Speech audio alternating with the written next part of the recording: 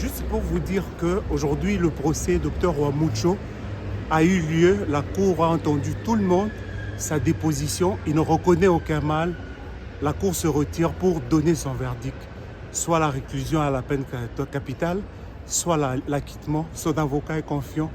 L'avocat de la défense affirme que Dr Ouamoucho doit être poursuivi pour complicité, tout ce qui est planification et consort, avec les autres qui ont pu tuer.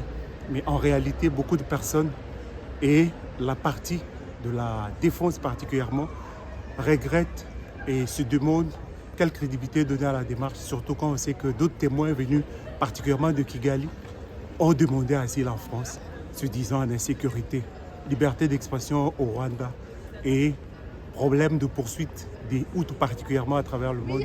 Beaucoup de gens se demandent sur les mécanismes et l'influence politique derrière tout ce qui est problème rwando-rwandais.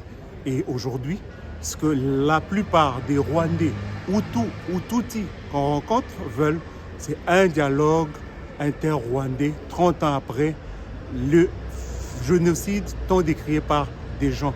Des ouvrages tels que celui du docteur Ouamoucho, 450 pages, il décrit, il parle du complot contre le Congo démocratique, où plus de 15 millions de morts sont aujourd'hui passés sous silence.